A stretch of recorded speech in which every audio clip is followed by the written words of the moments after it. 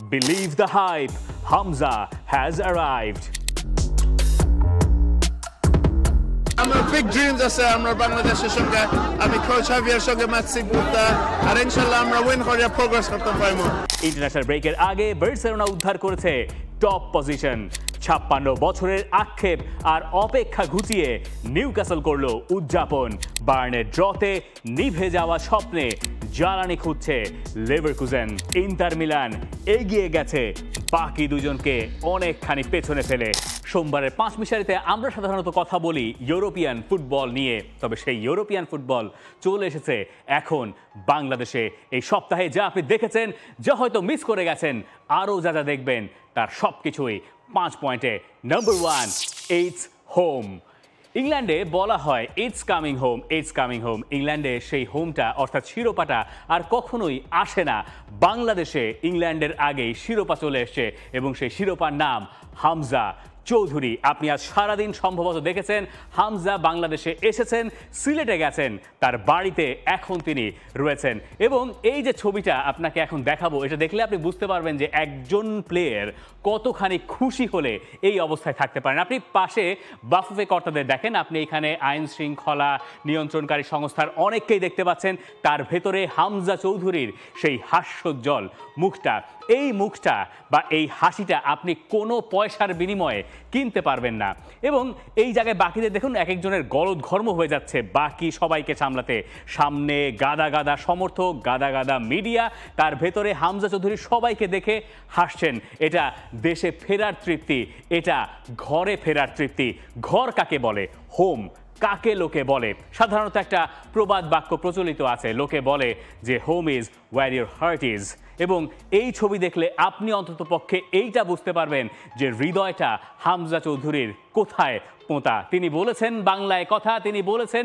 সিলেটি বাংলায় কথা তিনি আবার এও বলেছেন যে তিনি একটাই বাংলা গান জানেন আমার সোনার বাংলা আমার সোনার বাংলা আমার সোনার বাংলা 3 বার তিনি এই কথা বলেছেন হামজা চৌধুরীর নামটা লেখার পরে মিডফিল্ডার বাংলাদেশ এই নামটাও আমরা জুড়ে দিয়েছি এটা এখন অফিসিয়াল এটা এখন আনুষ্ঠানিকভাবেই ঘোষণা দেওয়া যায় তিনি বলছেন ইনশাল্লাহ আমরা উইন করমু আর বিগ ড্রিম আছে আমি হাভিয়ার কাবরেরা লগে মাছি বহুত্তা আমরা উইন করিয়া প্রোগ্রেস করতাম পারমু হামজা চৌধুরী তার সিলেটি বাংলাতেই কথা বলেছেন এবং তিনি নামার পরেই বলছেন তিনি ভারতকে হারাতে চান তার আগে তিনি বলেছেন মাই হার্ট ইজ ফুল আপনার হৃদয় কখন পূর্ণ হয় যখন আপনি ঘরে ফেরেন এখন আপনার ঘর যে কোনটা এটা কেবলমাত্র আপনিই জানেন আপনি হয়তো এক দেশে থাকেন আপনার মন হয়তো অন্য জায়গায় পড়ে থাকে হয়তো আপনি যেখানে থাকেন সেই দেশেই আপনার ঘর কিন্তু আপনি আসলে ঘরে থাকেন না হামজা চৌধুরী ফুটবলার হামজা চৌধুরীর ঘর এখন থেকে এই বাংলাদেশ আর আগে থেকে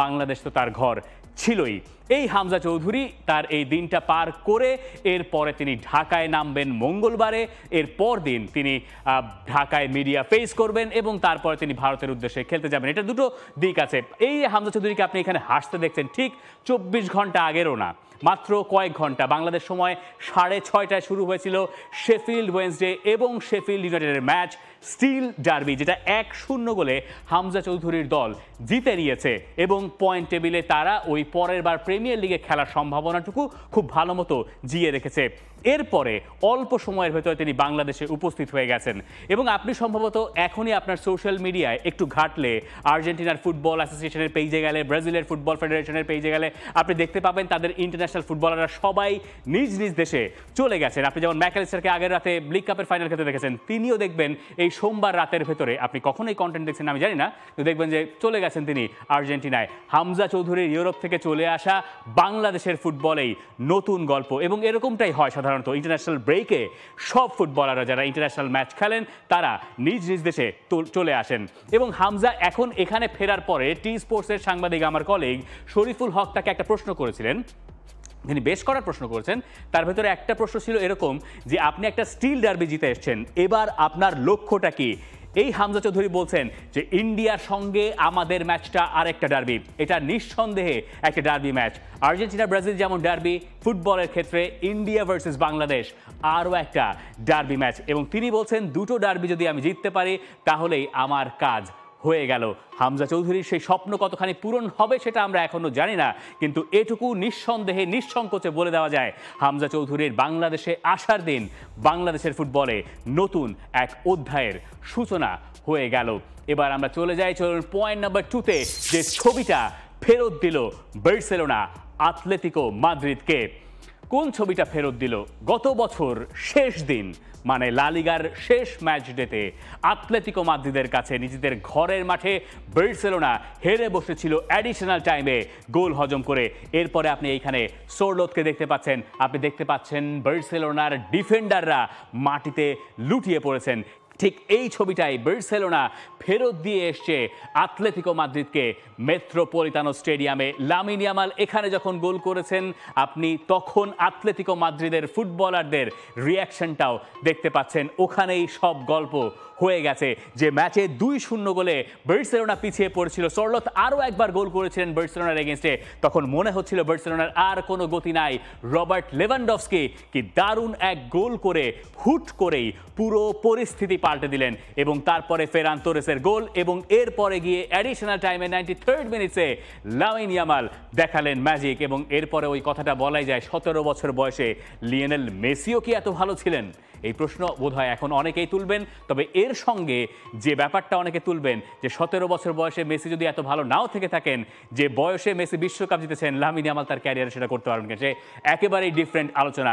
কিন্তু বার্সেলোনার এই জয়টা লা লিগার পয়েন্ট টেবিলে একটা বিস্তর পার্থক্য তৈরি করেছে। বার্সেলোনা যখন 2-0 গোলে হারছিল তখন তারা পয়েন্ট টেবিলে 3 নম্বরে ছিল, এবং এরপরে বার্সেলোনা জিতে আরও একবার শীর্ষস্থান পুনরুদ্ধার তো করেছেই। বার্সেলোনা এখন রিয়াল মাদ্রিদের চেয়ে একটা ম্যাচ কমও খেলা, একটা ম্যাচ তাদের হাতেও আছে।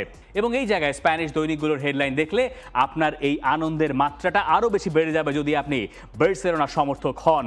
মার্কা বলছে ব্লো ফ্রম বার্সা, এবং মুন্দো দেপোর্তিভো তারা বলছে বিগ কামব্যাক। স্পোর্ট বলছে এটা একটা কু হয়েছে। আপনি আর্মি কু সম্পর্কে হয়তো জানেন, বার্সেলোনা সেরকমই একটা কু করেছে। আর আজ বলছে লিডার্স রিয়াকশন, অর্থাৎ লিডাররা যে ধরনের রিয়াকশন দেখায় ঠিক সেরকম রিয়াকশন বার্সেলোনা দেখিয়েছে। মার্কা আর আস মূলত মাদ্রিদ ভিত্তিক, স্পেশালি মার্কা রিয়াল মাদ্রিদ, আতলেতিকো মাদ্রিদ এই ভিত্তিক কথা তারা বলে, কিন্তু বার্সেলোনা এমন এক কামব্যাক দিয়েছে, এরপরে বার্সেলোনার স্তুতি গাওয়া ছাড়া মার্কার সামনেও আজ আর কোনো পথ ছিল না। বার্সেলোনা যে তার বেশ কয়টা পদ্ধতি বের করেছে। আপনি দেখেন লেভানডফস্কির গোলটা, সেটা যেভাবে লেভানডফস্কি করলেন তার দক্ষতা আছে, কিন্তু যেভাবে বলটা তার দিকে এলো সেটা বার্সেলোনার জন্য একটা নতুন ব্যাপার। বার্সেলোনা সাধারণত এই স্টাইলে ফুটবল খেলে না। ফেরান তোরেসের জন্য যে ক্রসটা করা হয়েছিল, তিনি হেডে যে গোলটা করলেন, ওইটাও বার্সেলোনা সুলভ গোল, বা হান্সি ফ্লিকের প্লেইং স্টাইল সুলভ গোল ঠিক নয়, কিন্তু এই যে ডিফারেন্ট ওয়ে বের করতে পারা একটা ম্যাচ জেতার জন্য, এটাই আমাদেরকে বলে দিচ্ছে বার্সেলোনা এখন আসলেই তাদের সামনে লা লিগার শিরোপাটা দেখতে পাচ্ছে। যদিও এখনো গুরুত্বপূর্ণ বেশ কিছু ম্যাচ বাকি রয়েছে, সেটা নিয়ে আমরা কথা বলবো। বার্সেলোনার সবচেয়ে বড় প্রতিপক্ষ রিয়াল মাদ্রিদের অবস্থা সম্পর্কে আপনি জানেন, রিয়াল মাদ্রিদ এই সপ্তাহে 2-1 গোলে জিতেছে, এবং ওই জয়ের পরে লা সেরামিকায় কার্লো আনচেলত্তি বলেছেন 72 ঘন্টা কম ব্যবধানে তার দল আর খেলতে চায় না। ইন্টারন্যাশনাল ব্রেকের পরে আবারও 72 ঘন্টার কম ব্যবধানে রিয়াল মাদ্রিদের ম্যাচ আছে, তখন দেখা যাক রিয়াল মাদ্রিদ আসলে কি করে। আনচেলত্তির হুঙ্কার আদতে কোনো কাজে দেয় কিনা, কিন্তু কিলিয়ান এমবাপের হুঙ্কার রিয়াল মাদ্রিদে খুব ভালো মতো কাজে দিচ্ছে। লা লিগায় তার 21টা গোল হয়ে গেছে, তার জোড়া গোলেই ভিয়ারিয়ালকে 8 বছর পরে ভিয়ারিয়ালের মাঠে রিয়াল মাদ্রিদ হারিয়েছে। এবং রিয়াল মাদ্রিদের এই লিস্টে যদি আপনি দেখেন, এক মৌসুমে, ডেবিউ মৌসুমে, আরও স্পেসিফিকলি করে এটাই বলতে হবে যে ডেবিউ মৌসুমে, অর্থাৎ প্রথমবার রিয়াল মাদ্রিদ জার্সিতে খেলতে এসে সর্বোচ্চ গোলের রেকর্ডটা ইভান জামোরানোর, যিনি 37টা গোল করেছিলেন। ক্রিস্টিয়ানো রোনালদোর গোল 33টা, রুথ ফন নিস্টেলরয়ের গোল 33টা, কিলিয়ান এমবাপে ছাড়িয়ে গেছেন আসল রোনালদোকে, মানে রোনালদো দ্য নাজারিও, তাকে ছাড়িয়ে গেছেন এই সপ্তাহে। তার গোল হয়ে গেছে 31টা, 37 কি খুব বেশি দূরে আছে। এবং এইবার যদি রিয়াল মাদ্রিদ সফল হয় লা লিগাতে, তাহলে কিলিয়ান এমবাপে সম্ভবত সবার চেয়ে বেশি আলো কাটবেন। তবে এই যে ইন্টারন্যাশনাল ব্রেকে আমরা চলে গেলাম, এখন আমাদের হাতে রয়েছে লা লিগায় ঠিক 10টা করে ম্যাচ। আপনি এল ক্লাসিকোর দিকে নজর রাখতে চাইবেন, এল ক্লাসিকো আপনি এই জায়গায় খুঁজে পাবেন, যেটা রিয়াল মাদ্রিদের জন্য আওয়ে ম্যাচ, বার্সেলোনার জন্য হোম ম্যাচ। আর এই হচ্ছে বার্সেলোনার প্রতিপক্ষ এবার ওই হচ্ছে রিয়াল মাদ্রিদের প্রতিপক্ষ। এই 10 ম্যাচের ভেতরেই লেখা হবে গল্পটা, যদি আপনি ধরে নেন আতলেতিকো মাদ্রিদ আর পারবে না। এবং তাদের এই সপ্তাহটা কি করুণ গেল। প্রথমে রিয়াল মাদ্রিদের কাছে তারা হারলো, যে হারের কারণে এখন বোধহয় আইফ্যাবের নিয়মই পাল্টাতে হবে জুলিয়ান আলভারেজের ওই পেনাল্টি কিক নিয়ে সৃষ্ট বিতর্কের পরে। এরপরে তারা বার্সেলোনার সঙ্গে 2-0 গোলে এগিয়ে থাকলো, সেই ম্যাচ তারা হারলো এবং হেরে এখন তারা লা লিগার শিরোপার দৌড় থেকে প্রায় অনেকটুকুই ছিটকে গেল। আগের সপ্তাহে তারা শুরু হয়েছিল হেতাফের কাছে হেরে, আতলেতিকো মাদ্রিদ আর ডান অ্যাডজাস্টেড। সম্ভবত সেটা আমার মতে, আপনি দ্বিমত করতে পারেন। পয়েন্ট নাম্বার 3-তে আমরা চলে যাই। নিউক্যাসলকে নিয়ে কথা আমাদের বলতেই হবে। 56 বছরের আক্ষেপ ঘুচিয়েছে এই দলটা লিভারপুলকে হারিয়ে। এবং আপনি যদি ইংল্যান্ডের গল্পটা হিসাব করেন, যে ইংল্যান্ডের ডোমেস্টিক কাপ তারা সবশেষ জিতেছিল 1955 সালে এফএ কাপ। এরপরে গত প্রায় 56 বছর বা 60 বছর সময়ের ভেতরে ইংল্যান্ডে মোট 30টা দল চ্যাম্পিয়ন হয়েছে, তার ভেতরে নিউক্যাসল ইউনাইটেড ছিল না। নিউক্যাসল একটা বড় দল ইংল্যান্ডের হিসাব করলে, তাদের স্টেডিয়াম থেকে শুরু করতে পারেন আপনি, অথবা তাদের প্লেয়ার প্রোফাইল দেখতে পারেন। আগে যারা রয়েছে নিউক্যাসলকে সবসময় বড় দল হিসেবে দেখা হয়েছে, কিন্তু নিউক্যাসল অনেক চড়াই উতরাইয়ের ভেতর দিয়ে গেছে। তারা কখনো রেলিগেটেড হয়েছে, তারা কখনো প্রমোটেড হয়েছে, কখনো চ্যাম্পিয়ন্স লিগে ভালো করেছে। সেই নিউক্যাসল যখন ফাইনালে লিভারপুলের মোকাবেলা করতে নামলো, বেশিরভাগ লোকের ফেভারিট ছিল লিভারপুল, কিন্তু নিউক্যাসল অবশেষে সৌদি মালিকানার অধীনে একটা শিরোপা জিতলো এবং এটা সম্ভবত নিউক্যাসলের নতুন দিনের সূচনা। আপনি এই ছবিটা দেখুন, এই ছবির গভীরতাটা একবার অনুধাবন করার চেষ্টা করুন। ইসাক গোল করে উদযাপন করলেন, তার আগে বার্ন গোল করেছিলেন, যিনি ইংল্যান্ড জাতীয় দলেও ডাক পেয়েছেন। এই সময় 2-0 ব্যবধান ওয়েমলি স্টেডিয়ামে। আপনি প্লেয়ারদের সেলিব্রেশন বাদ দিন, আপনি এই দর্শকদের এক একজনের অভিব্যক্তি, এইটা একটু বোঝার চেষ্টা করেন। ইনারা কেউ তাদের জীবদ্দশায় কখনো নিউক্যাসলকে কিছু জিততে দেখেন নাই, কোনো মেজর ট্রফি তারা জিততে দেখেন নাই। আর নিউক্যাসলকে কোনো মেজর ট্রফি যদি আপনার জিততে দেখতে হয়, তাহলে তার বয়স নিদেন পক্ষে সেই মেমোরিটা তো তরতাজা থাকতে হবে। আপনার বয়স মিনিমাম 70 বা 80 হতে হবে, যদি আপনার সেই 55 সালের স্মৃতি মনে থাকতে হয়। ওই সময় তারা জিতেছিল এফএ কাপ, আর যেটা আমরা বলছি 69 সালে 56 বছর আগে, সে সময় তারা জিতেছিল ফারিস কাপ, যেটা একটা ইন্টারসিটি ইউরোপিয়ান টুর্নামেন্ট, যেখান থেকে জেতা বা জয়ী দলটা শেষ পর্যন্ত খেলতো ইউরোপা লিগে, এখনকার যে ইউরোপা লিগ বা তখনকার ইউএফএ কাপ। সেখানে এই যে জেনারেশনের পর জেনারেশন গেছে, কখনোই তারা নিউক্যাসলকে কিছু জিততে দেখেন নাই। কিন্তু তারা কি সমর্থন ছেড়েছেন? তারা কি এই ফাইনালে যখন টিকিট কেটে মাঠে এসেছেন, তাদের মনে কি ভয় কাজ করছিল না?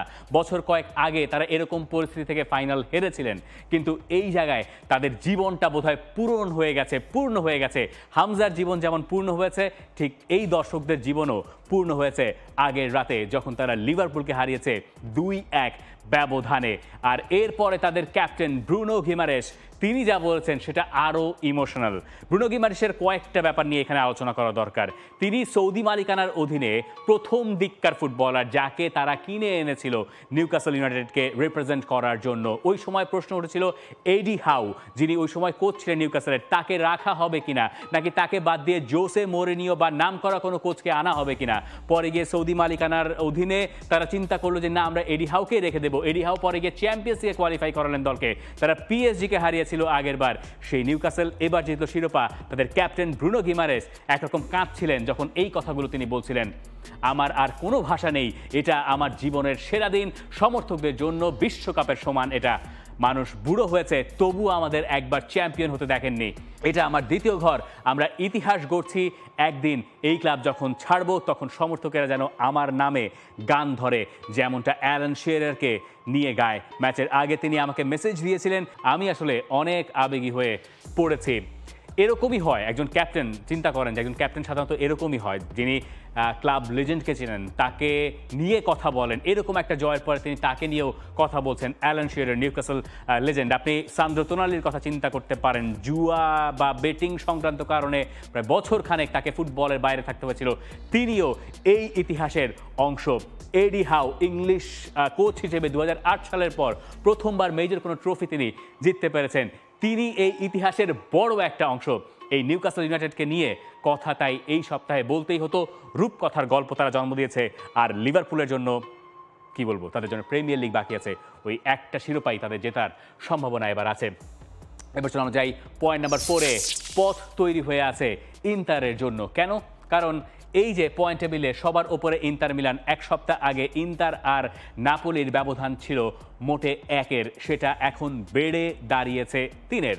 এবং এই যে ইন্টার মিলান এই সপ্তাহে আতালান্তাকে 2-0 গোলে হারালো, এই ম্যাচে পরিষ্কার ফেভারিট ইন্টার মিলানই ছিল। কিন্তু আতালান্তা যেহেতু আগের সপ্তাহে ইউভেন্টাসকে নাকানি চুবানি খাইয়ে হারিয়ে দিয়ে এসেছিল 4-0 গোলে, এরপরে অনেকে ধারণা করেছিলেন যে এই সেরিয়ার পয়েন্ট টেবিলটা জমিয়ে দেওয়ার জন্য হয়তো আতালান্তা সেই কাজটুকু পারবে। নাপোলি যারা ইন্টারের ম্যাচের আগে খেলতে নামলো তারা ভেনেসিয়ার সঙ্গে ড্র করে বসলো, এবং নাপোলি কোচ আন্তোনিও কোন্তে তার সেরি আ ক্যারিয়ারে কখনো এরকম সময় পার করেন নাই। 7টা ম্যাচে তার দলের পয়েন্ট 8টা, মানে 8 পয়েন্ট। তো 7 ম্যাচের বিচারে সেরিয়ার কোচ হিসেবে আন্তোনিও কোন্তের এরকম বাজে সময় কখনোই আসে নাই। আগের সপ্তাহ নাপোলির জন্য ভালো ছিল, তারা জিতেছিল, কিন্তু এই সপ্তাহে তারা গিয়ে আবারও পথ হারিয়েছে। এবং এখন যা মনে হচ্ছে তাতে ইন্টার মিলানের যা কোয়ালিটি, তাতে এই বাকি কোনো দলের আসলে ইন্টার মিলানকে টেক্কা দেওয়া সম্ভব না বলেই মনে হচ্ছে। আর এই জায়গায় আপনি ইউভেন্টাসকে 4 দেখতে পাচ্ছেন না, তার কারণ বোলোনিয়া চমৎকার করছে, আরও একবার তারা পয়েন্ট টেবিলের 4-এ উঠে গেছে। আপনাকে ইউভেন্টাস নিয়ে দুটো কথা বলতেই চাই। এই ইউভেন্টাসের এই হচ্ছে অবস্থা। ফিওরেন্তিনার মাঠে একা একা দাঁড়িয়ে আছেন ইউভেন্টাস সমর্থক। আগের সপ্তাহে 4-0 গোলে হেরেছেন তারা, এবং এই সপ্তাহে ফিওরেন্তিনার কাছে 3-0 গোলে হেরেছে থিয়াগো মোত্তার দল। থিয়াগো মোত্তা এসেছিলেন বোলোনিয়া থেকে, যে বোলোনিয়া ভিনচেঞ্জো ইতালিয়ানোর আন্ডারে এখন পয়েন্ট টেবিলের 4-এ ইউভেন্টাসকে টপকে গিয়ে, এবং এরপরে আরও বেশি সমালোচনা স্বাভাবিকভাবেই বাড়ছে। থিয়াগো মোত্তাকে জিজ্ঞাসা করা হয়েছিল যে আপনি রিজাইন করবেন কি না, পরিস্থিতি এরকমই ঘোলাটে হয়েছে ইউভেন্টাসে। তারপর তিনি বলেছেন না, সেরকম কোনো সুযোগ নাই, রিজাইন করা তো খুব সহজ, তিনি কঠিন কাজটা করবেন, ইউভেন্টাসের ভাগ্যটা তিনি ফেরানোর চেষ্টা করবেন। অথচ এই সপ্তাহে তাদের কাছ থেকে একটা রিয়াকশন লোকে আশা করেছিল, শেষ পর্যন্ত ইউভেন্টাসের কাছ থেকে সেই রিয়াকশনের ছিটে ফোটাও দেখা যায় নাই। পয়েন্ট টেবিলের কথাবার্তা শেষে আরেকটা পয়েন্ট টেবিলে যাব। তবে এই যে বুন্দেসলিগায় বায়ার লেভারকুজেন এই সপ্তাহে জিতলো, এটাকে শুধুমাত্র একটা মিছে আসা আমরা বলবো কিনা, কথা হচ্ছে এইটা। আপনি যে এই ছবিটা আরেকবার দেখাই, এই ছবিটার ভেতরে সেই পুরনো লেভারকুজেন টাইপ একটা ভাইব আপনার পাওয়ার কথা, কারণ গল্পটা ওরকমই হয়েছে। স্টুটগার্টের সঙ্গে ম্যাচটা হারতেই বসেছিল বায়ার লেভারকুজেন, এরপরে গিয়ে 90 মিনিটসের দিকে গিয়ে তারা ম্যাচটা বের করে এনেছে 4-3 গোলে। সেই ম্যাচটা তারা জিতে নিয়েছে, আরও একবার উইনিং গোল করেছেন প্যাট্রিক শেক। এবং এরপরে লেভারকুজেন কোচ জাভি আলোনসো আমাদেরকে বলছেন যে যে কোনো কিছুই ঘটতে পারে, এবং এখন তারা নতুন করে স্বপ্ন দেখছেন। কারণ এই সপ্তাহে বায়ার্ন মিউনিখ পয়েন্ট খুঁজেছে, তারা বোখুমের সঙ্গে ড্র করেছে 1-1 গোলে, তাতে 6 পয়েন্টের একটা গ্যাপ লেভারকুজেন আর বায়ার্ন মিউনিখে। এখানেও একটু দেখা দরকার যে দুই দলের কোন কোন ম্যাচগুলো বাকি রয়েছে। আপনি যদি বায়ার্ন মিউনিখে প্রথমে আসেন, তাহলে যা দাঁড়াচ্ছে ইন্টারন্যাশনাল ব্রেকের পরে শেষ দিকের ফিক্সচারগুলো দেখলে মনশেন গ্লাডবাখ, লাইপজিগ, মাইন্স, এইগুলোকে একটু কঠিন ম্যাচ বলতে পারেন, স্পেশালি লাইপজিগ এবং মনশেন গ্লাডবাখ।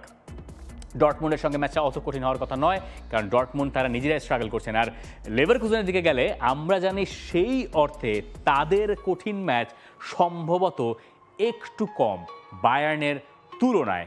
আপনার কাছে জানতে চাই যে বুন্দেসলিগায় আসলে কোনো সম্ভাবনা আছে কিনা বায়ার লেভারকুজেনের। আর এই ছিল আমার এই সপ্তাহের 5 মিশালি। সত্যি কথা বলতে হামজা চৌধুরীকে নিয়েই আরও বেশি কথা বলতে ইচ্ছে হচ্ছিল। আমি জানি না আপনার মন্তব্য কি, আপনি আমাকে জানাতে পারেন এই সপ্তাহের সেরা ঘটনা আসলে কি। For more updates, subscribe to our YouTube channel and click on the bell icon. Follow us on Facebook and Instagram. Download T-Sports app to enjoy exciting games and highlights. Visit tsports.com.